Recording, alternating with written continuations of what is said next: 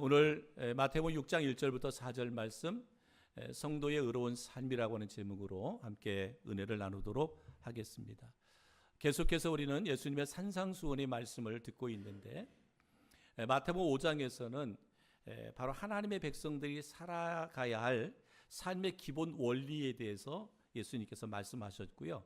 이제 6장부터는 그 삶의 원리를 구체적으로 우리의 삶에 어떻게 실천할 것인가, 하나님께서 말씀하신 것들을 우리의 삶에 어떻게 적용하며 살 것인가에 대해서 우리에게 말씀하고 있습니다. 여러분, 신앙생활이란 살아계신 하나님과 매일 이렇게 신실한 관계를 맺어가는 것이 신앙생활이다라고 말할 수 있습니다. 그러니까 하나님과 신실한 관계를 맺고 살아가는 사람의 삶에 그 나타나는 특징이 있습니다. 이것이 바로 뭐냐면 의로운 삶이라는 거예요. 하나님과 매일매일 관계, 하나님과 신실한 관계를 맺어가며 살아가는 삶에 나타나는 특징이 뭐냐? 의로운 삶이다. 그러므로 참된 그리스도인은 서기관과 바리새인들이 말하는 보여주기 위한 삶이 아니라, 보여주기 위한 의가 아니라 진정한 하나님의 의를 추구하는 삶을 살아가는 거예요. 그래서 마태복음 5장에서 보면 복이 있는 사람은 마음의 분노를 다스리고 음욕을 다스리고 삶에 진실하기 때문에 맹세할 이유가 없다. 그리스도의 삶은 진실하다. 그리스도의 말은 진실하기 때문에 우리가 맹세할 이유가 없다. 원수를 사랑하고 은혜를 베풀고 관용하고 용서하는 삶.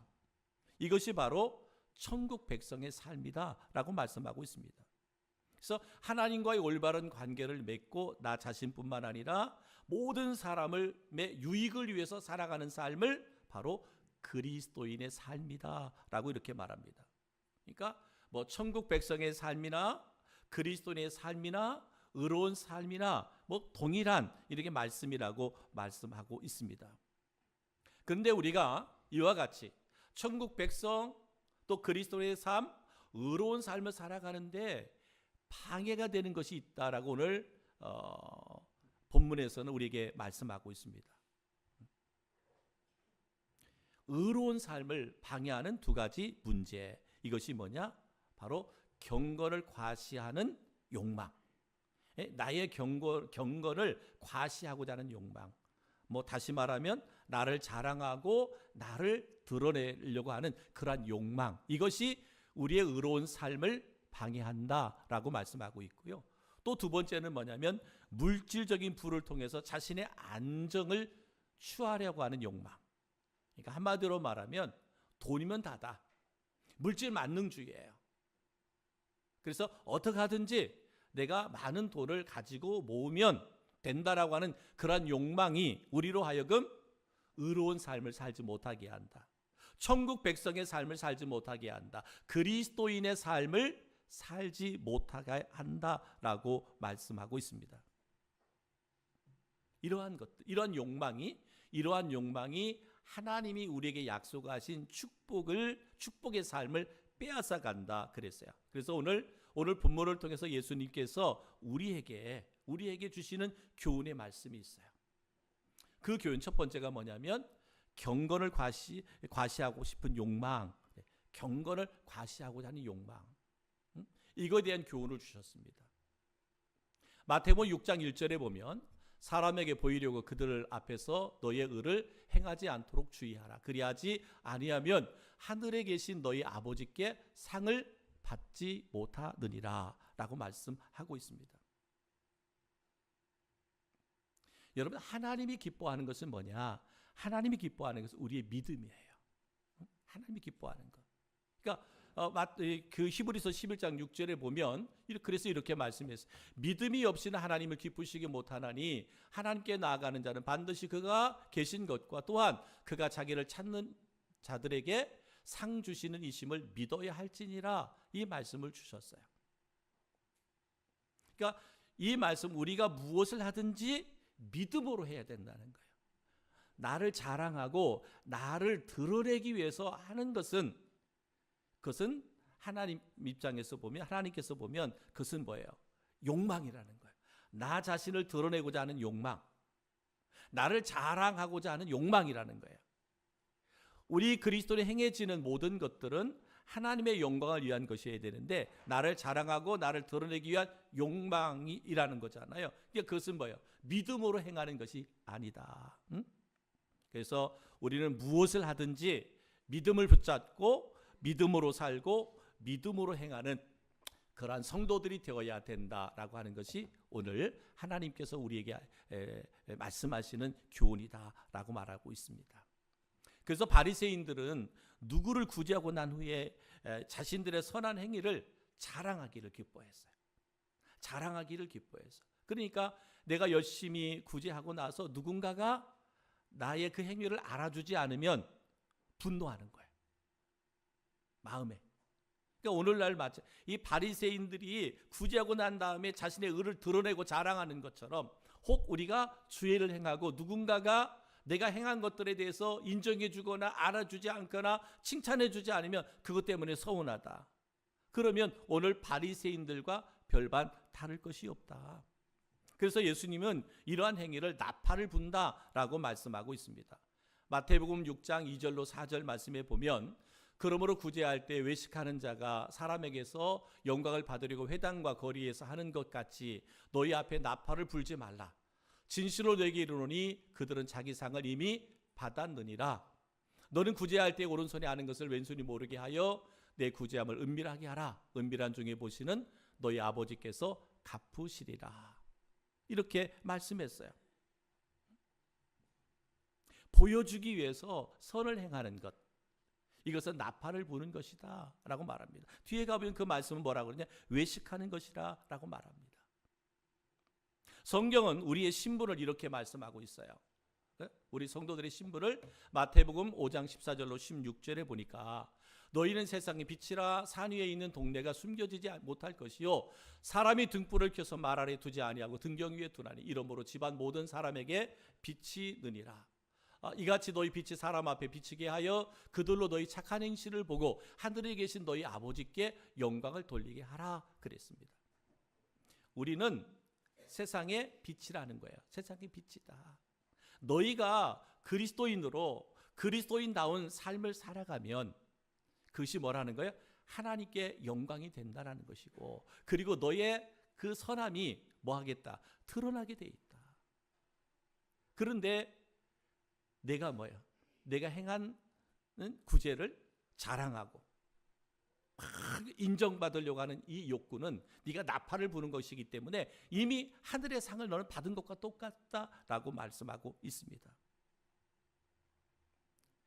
빛의 삶을 통해서 모든 사람들에게 우리가 선한 영향력을 끼치게 될 때 그것이 뭐다? 하나님께 영광이 된다는 거잖아요. 그리고 하나님이 우리를 뭐예요? 인정해주고 우리를 높여주시겠다라고 이렇게 말씀하고 있습니다. 사랑하는 성도 여러분, 혹이라도 내 안에 경건을 과시하고자 하는 인간적 욕망이 있다면 여러분 그 욕망을 내려놓을 수 있는 우리 성도들이 되기를 주의 이름으로 축복합니다. 하나님만 기쁘시게 하는, 하나님의 이름만을 높이는 그러한 의로운 삶을 살아낼 수 있는 우리 성도들이 되기를 주님의 이름으로 축복합니다. 오늘 예수님께서 이것을 우리에게 교훈하고 있습니다. 두 번째 우리에게 말씀하시는 것은 뭐냐면 이 구제의 동기가 중요하다는 거예요. 누군가를 사랑하고 누군가를 섬기고 그에게 은혜를 베푸는 이 동기가 중요하다라고 하는 거죠. 그래서 구제할 때에는 세 가지 동기가 있습니다. 첫 번째는 꼭 해야만 의무감이 있어야 구제할 수 있다. 의무감. 두 번째는 구제를 특권으로 여겨야 된다라고 하는 것이고요. 세 번째는 뭐냐면 사랑의 마음으로 오른손이 하는 것을 왼손이 모르게 해야 된다라고 말합니다.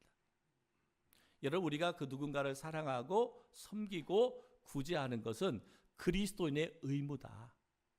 해도 되고 안 해도 되는 게 아니라 우리 주님께서 그러한 삶을 살았기 때문에 우리가 그러한 은혜를 입은 자들이기 때문에 우리는 어렵고 힘든 사람을 볼 때마다 이웃을 볼 때마다 우리는 그들을 사랑하고 섬기고 구제하고 도와야 하는 의무가 있고요. 또한 이렇게 행하는 것은 우리 그리스도인에게만 주신 하나님의 특권이라는 거예요. 구제할 수 있는 특권. 여러분 세상의 사람들도 베풀고 섬기고 나누는 사람들이 많이 있습니다. 그러나 내가 하나님의 은혜로 구원받고 하나님의 은혜 안에 내가 사랑을 받은 자로서 베풀 수 있다라고 하는 것은 나에게 주신 하나님의 특별한 특권이라는 거예요. 그러니까 여러분이 그리스도인으로 살아가면서 내가 누군가를 섬길 수 있는 기회가 주어진다면, 누군가를 구제할 수 있는 그러한 기회가 주어진다면, 내가 누군가를 사랑해야 되는 그러한 상황이 내게 주어진다면 여러분 그것을 특권으로 여기시기를 바랍니다. 왜 나에게 이런 환경을 주실까? 원망하고 불평하지 말고 내가 할 수 있는 선에서 그들을 섬기고 그들을 사랑하고 그들을 구제해라. 이것은 하나님이 여러분에게 주신 특별한 특권이다. 그리고 그 일을 행할 때마다 뭐예요? 사랑의 마음으로 행해라. 사랑의 마음으로. 그러니까 사랑의 마음으로 행하는 사람은 뭐하냐? 오른손이 한 것을 왼손이 모르게 한다는 거예요. 바리새인과 서기관들처럼 막 떠버리고 자랑하지 않는다는 거예요. 사랑의 마음. 그를 향한 그 영혼을 향한 사랑의 마음으로 행할 때 어떻게 돼요? 혹이라도 내가 그를 사랑하고 그를 섬기고 내가 구제함으로 인하여 혹이라도 그가 마음에 혹 상처를 입거나 마음의 부담을 느끼거나 그러지 않게 해야 된다는 거예요. 그래서 오른손이 한 것을 왼손이 모르게 하라. 만약에 여러분 생각해 보세요. 내가 누군가를 정말 섬겼었어요. 정말 누군가를 구제해 줬어요. 근데 삶에서 내가 누군가의 도움을 받았다는 것이 많이 힘든 사람이 있을 수 있어요. 형편이 지금 어려운 형편이라 누군가의 섬김을 받은 것은 받은 거지만 섬김을 받는다는 것이 마음에 큰 부담이 되고 힘든 사람이 있거든요. 그러니까 그런 사람들에게 어떻게 해야 되겠어요? 내가 오른손이 하는 걸 왼손이 모르게 해야 된다는 거예요. 이게 사랑의 마음이라는 거예요. 하나님의 마음이라는 거예요. 그러니까 우리가 의무감, 특권 그리고 사랑의 마음으로 행해야 하는 이유가 어디 있느냐? 우리 이미 하나님을 통해서 사랑을 받았어요. 섬김을 받았어요. 은혜를 입은 자들이에요. 그렇기 때문에 우리가 그런 삶을 살아야 된다라는 거죠. 근데 우리가 이런 마음을 가지고 구제할 때 오늘 성경은 뭐라 그랬느냐? 하늘의 상이 크다 그랬어요. 하늘의 상이 크다. 그리고 이 땅에서도 축복을 받는다라고 말씀했고 또 하나는 그 자손에게도 상급이 내려진다라고 말합니다. 우리가 의무감으로 그리고 특권으로 사랑의 마음으로 섬기고 나누고 구제하였더니 그 상이 하늘에 상이 있고 이 땅에서 땅의 축복을 받는 것뿐만 아니라 그 축복이 자녀들 자손에게까지 이어지게 되더라라고 하는 것이죠. 그래서 예수님은 구제하면서 나팔을 부는 바리새인들을 향하여 이렇게 말씀하신 거예요. 마태복음 6장 2절 그러므로 구제할 때 외식하는 자가 사람에게서 영광을 받으려고 회당과 거리에서 하는 것 같이 너희 앞에 나팔을 불지 말라. 진실로 너에게 이르노니 그들은 자기 상을 이미 받았느니라 라고 말합니다. 사람들에게 보여주기 위한 종교적인 경건 이러한 자들을 주님은 외식하는 자들이다 라고 말씀하고 있습니다. 만약에 우리가 다른 사람들에게 잘 보이기 위해서 구제를 하고 사람들의 칭찬을 바란다면 이미 우리는 이 땅에서 상을 받은 것이다 라고 말씀합니다.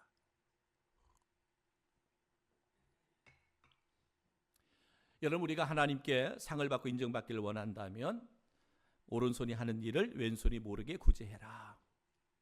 은밀한 가운데 보신 하나님이 천국에서뿐만 아니라 이 땅에서도 사람이 주는 상과 비교할 수 없는 상을 우리에게 주실 것이다 라고 말합니다. 그렇기 때문에 여러분 우리가 구제해야 하는 동기가 섬기고 사랑하고 나누어야 하는 동기가 하나님의 사랑과 긍휼히 여김을 이미 받았기 때문에 우리는 그렇게 그렇게 그 의무감과 특권과 사랑의 마음으로 행해야 된다라고 말씀하고 있습니다. 동기가 분명해요. 동기가 다시 말합니다. 내가 하나님께 사랑을 긍휼을 은혜를 입은 자들이기 때문에 우리가 그 누군가에게 사랑을 나눌 수 있어야 돼요. 섬길 수 있어야 돼요. 구제할 수 있어야 돼요. 베풀 수 있어야 돼요. 그런데 뭐라고요?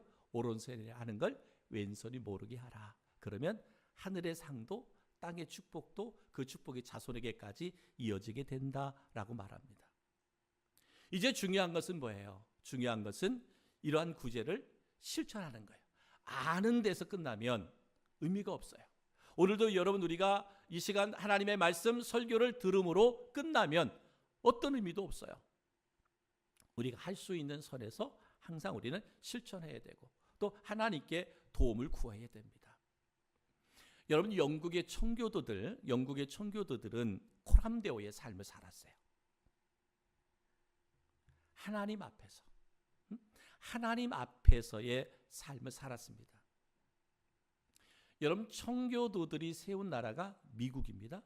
청교도들이 세운 나라가 미국이에요.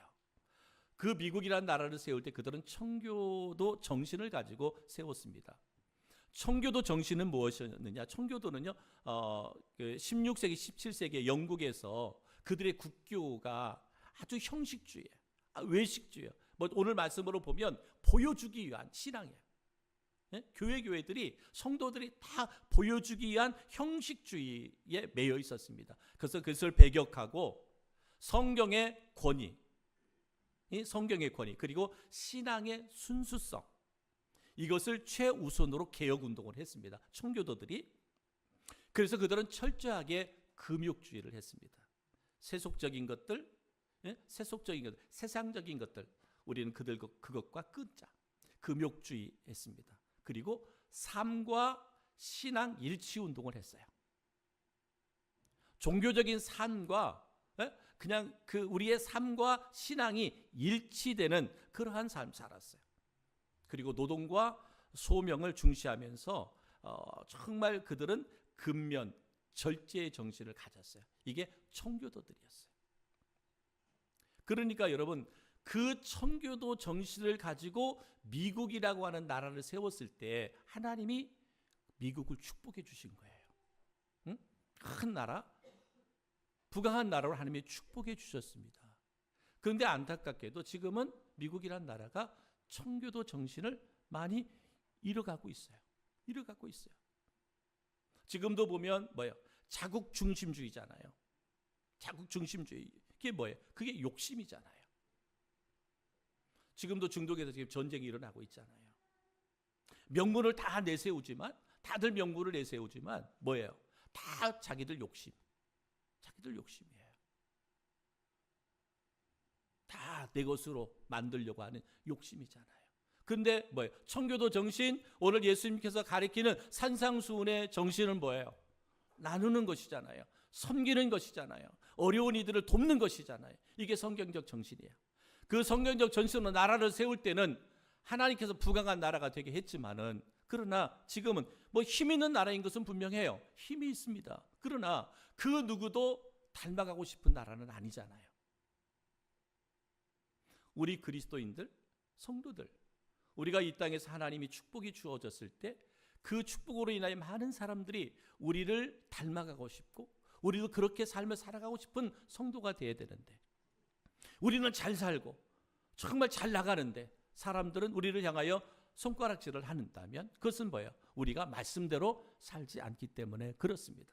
미국의 청교도 정신을 잃어버리기 때문에 그랬다라고 말씀하고 할 수 있습니다.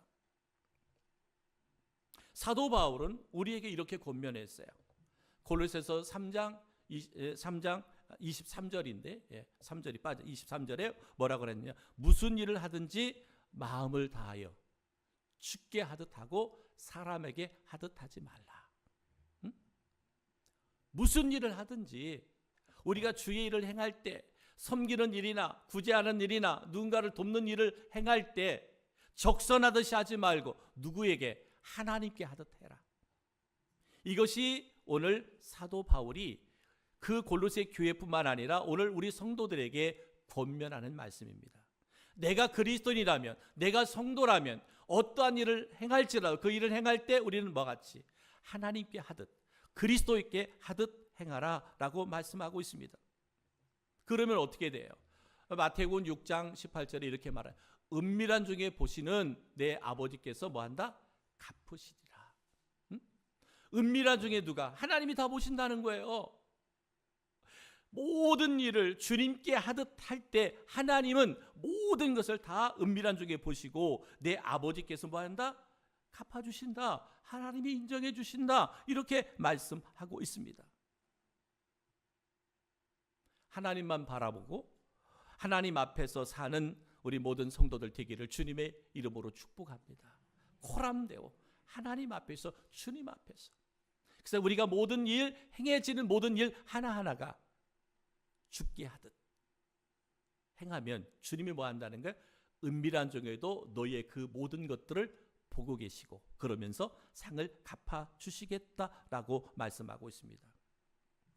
사랑하는 성도 여러분, 사회가 어렵고 교회가 어려울 때 그때일수록 기독교의 역사를 통해 보면 그럴 때일수록 모이기에 힘썼고 구제와 선교와 감사가 풍성했어요.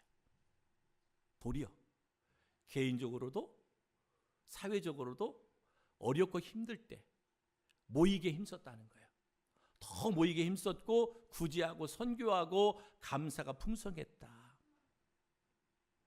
그러나 지금 많은 사람들이 메말라 가고 있습니다. 주변에 나보다 더 가난하고 어려움에 처한 사람들이 많이 있습니다.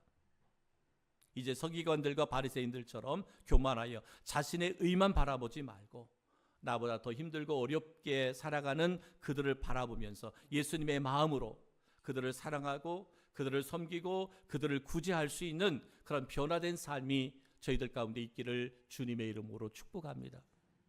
교회는 부자인데 우리 사회는, 우리 주변은 더 가난하고 궁핍한 사람들이 많아진다라고 하는 것은 그것은 옳지 않습니다. 혹 우리는 가난하게 돼도 내 주변의 사람들이 풍족할 수 있는 그런 삶을 살아가게 하는 것, 이것이 그리스도의 정신이에요. 산상수훈에서 주님께서 우리에게 말씀해 주시는 것입니다. 우리가 잘 아는 록펠러의 이야기를 한번 더 오늘 말씀드리려고 합니다. 세계 제1의 갑부였던 존 록펠러는 그의 손자들이 어릴 때부터 그들에게 철저하게 금전 교육을 시켰습니다. 주말이 되면 그 손자들을 이렇게 불러 모았고요. 그들에게 늘 올 때마다 25센트의 용돈을 주었습니다. 그리고 그들에게 용돈을 자기 마음대로 쓸 수가 있지만 반드시 두 가지만은 지켜라. 두 가지만을 지켜라라고 가르쳤습니다. 첫 번째는 그 용돈의 10의 1은 11조로 하나님께 드려라. 10의 1은 11조로 하나님께 드려라. 그리고 10의 1은 반드시 이웃을 돕는 일에 써라. 매주마다 그 손자를 불러서 모으면서 그 돈을 25센트의 용돈을 주면서 두 가지 조건. 그 가운데 10분의 1은 11조로 하나님께 올려드려라. 그리고 10분의 1은 이웃을 돕는 일에 써라 라고 했습니다.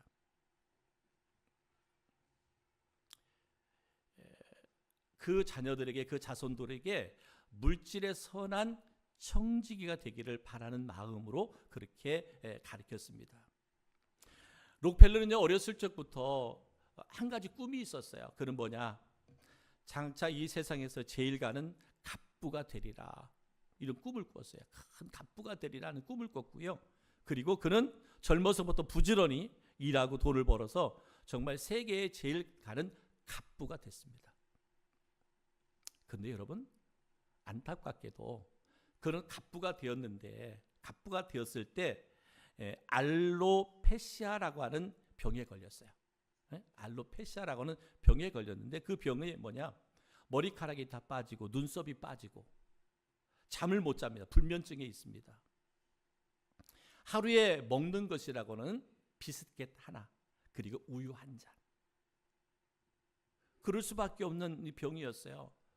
젊은 의가 그를 진단해 보고서 이렇게 말합니다. 1년을 넘기기가 어렵습니다. 그러니까 모든 것을 정리하고 죽음을 준비하라고 말했습니다. 여러분, 세계 제1의 갑부가 되면 뭐 합니까?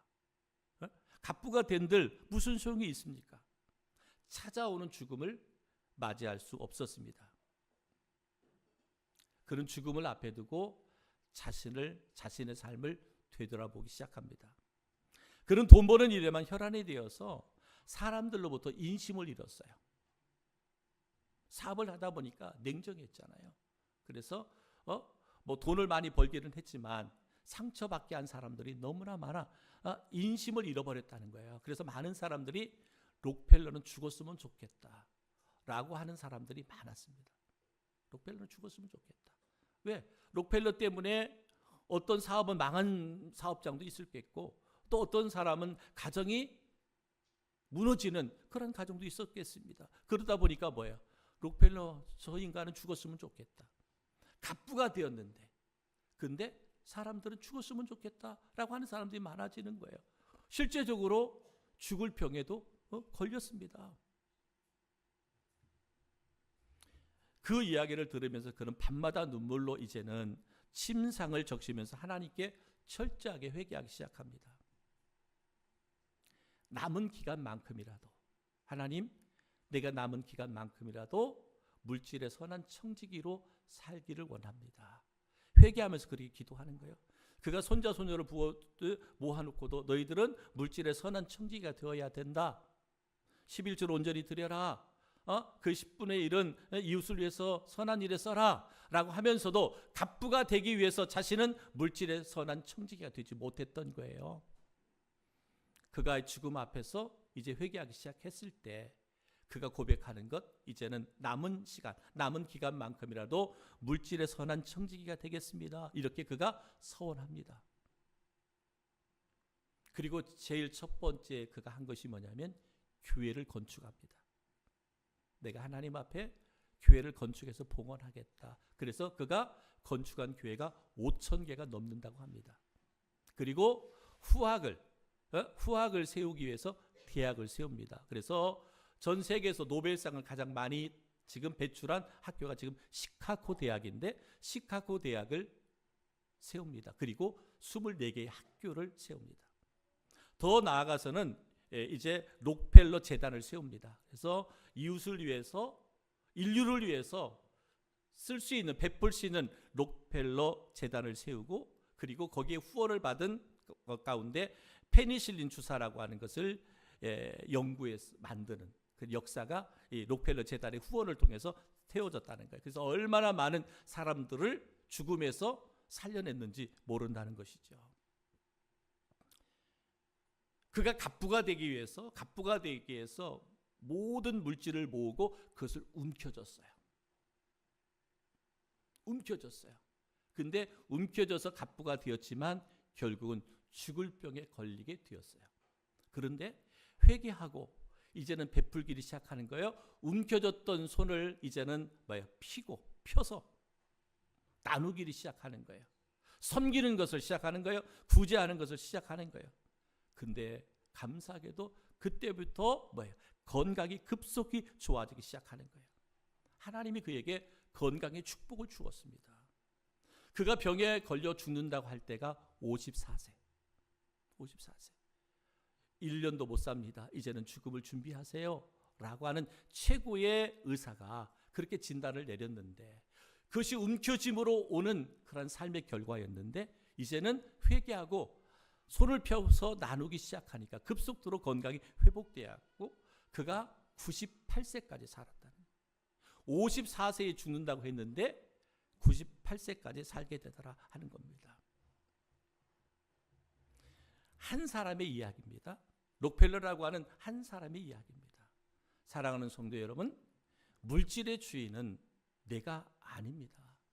내가 움켜졌다고 이것이 내 것이 아닙니다. 우리는 어디까지나 청지기에 불과합니다. 오늘은 예수님의 말씀을 통해서 우리가 그 다 사실을 깨닫고 우리는 물질의 선한 청지기가 되어야 됩니다. 나눌 수 있고 베풀 수 있고 섬길 수 있고 구제할 수 있어야 됩니다. 이것이 그리스도인이에요. 이것이 바로 하나님의 백성다운 삶, 천국 백성의 삶, 그리스도인의 삶, 의로운 삶을 살아가는 것이다 라고 오늘 주님께서 말씀하고 있습니다. 어떤 일을 하든 무엇을 하든 죽게 하듯 하라고 말씀하고 있습니다. 은밀한 중에 보시는 하나님이 갚아주신다고 말합니다.